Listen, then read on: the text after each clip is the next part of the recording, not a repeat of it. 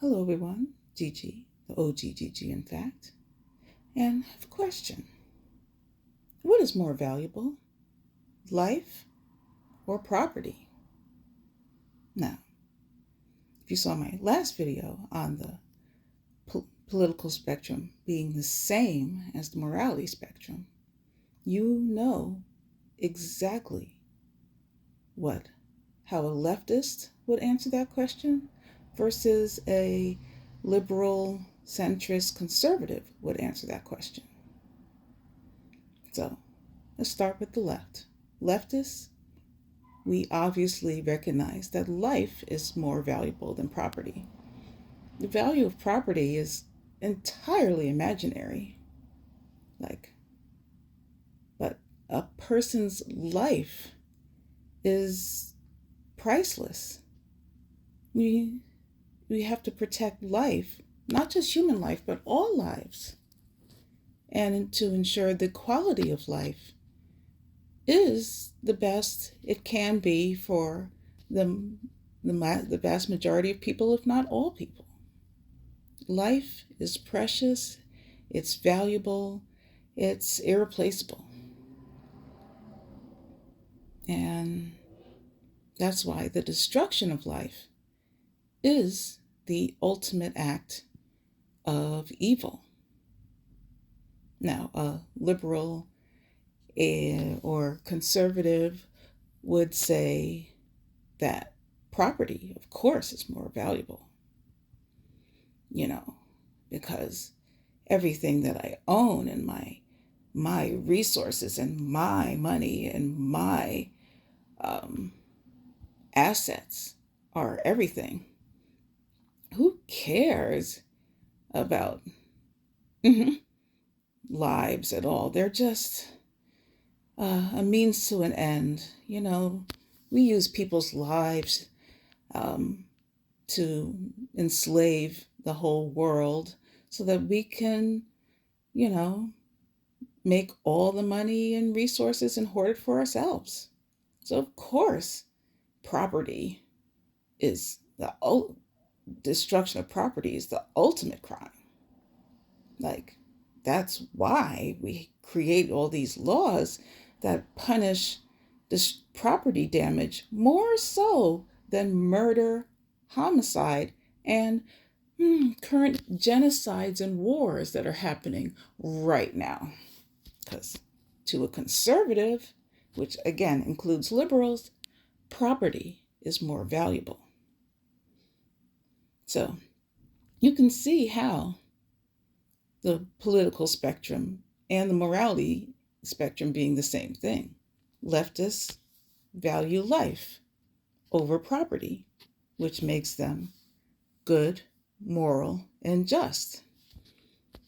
Conservatives, liberals, and centrists, they value property above all else, which makes them the bad guys in every situation, which makes them evil, which makes them just completely awful human beings who would destroy the entire world and as many lives as possible just to attain more property and assets. And this is also, you can see this, even if you take leftism and conservatism to the extreme.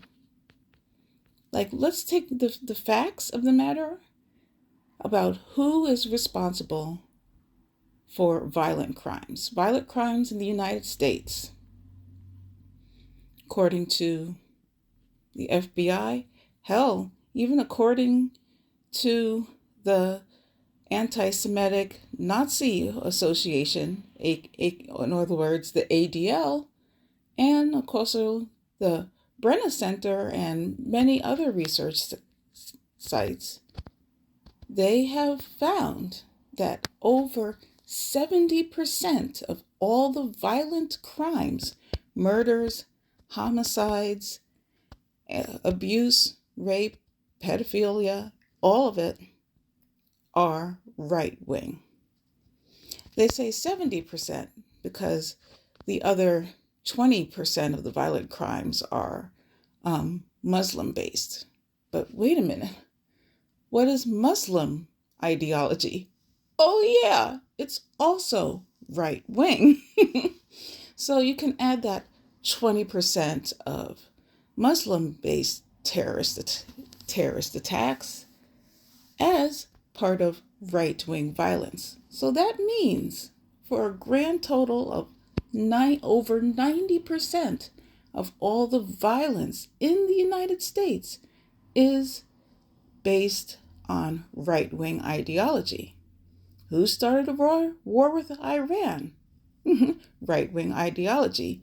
Who commits the genocide in Gaza and Palestine? Right-wing ideology. Who is deporting people, destroying families and lives, and calling it national security? Right-wing ideology. Now, to be fair, okay, 90%, maybe that's a small amount to you. So let's take a look at the amount of violence and terrorist attacks committed by left-wing people. Now, people with leftist ideologies, the grand total of the amount of violent attacks in the United States is 5%. Like 4 to 5% of all the violence and terrorist attacks in the United States are deemed left-wing. Now, what are those terrorist attacks? If you actually looked at the left-wing violence, they are entirely property damage. Entirely. Like setting an empty Tesla car on fire or blowing up an empty building. Or, those are the terrorist attacks that, the left wing commits, and which is only 5% of all the violent attacks in the United States. And they don't take lives. It's just property damage. So, of course, to billionaires, conservatives, capitalists, centrists, liberals, that is way worse. That's why they always exaggerate left-wing violence. So bad, they're destroying property. Meanwhile, we're just killing millions of people by denying them health care, by doing genocides in Gaza, by starting war with Iran. Though that's nothing. Those are just lives. They don't matter.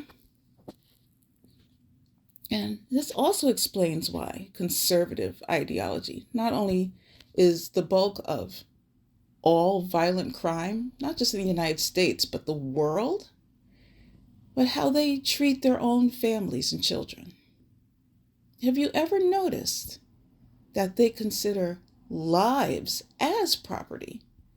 They don't care about their children because they see their children not as lives to be nurtured, protected, cared for, loved.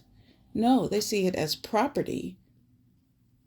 They see their children as property, something that they own and have the right to control and manipulate to how they want.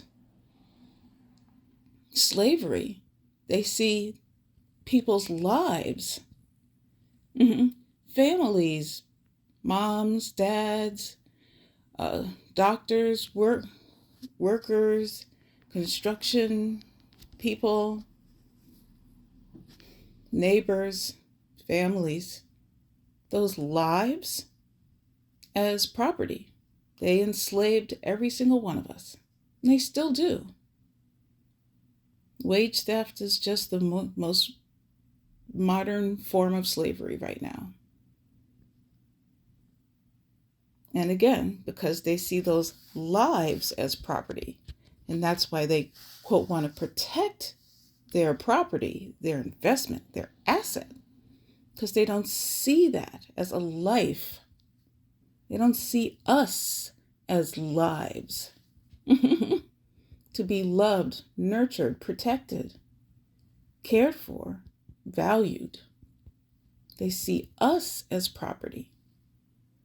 And this is why, again, it is so important for all of us to be on the left side of the morality and political spectrum, to see another person, not just a person, any plant, animal, any life,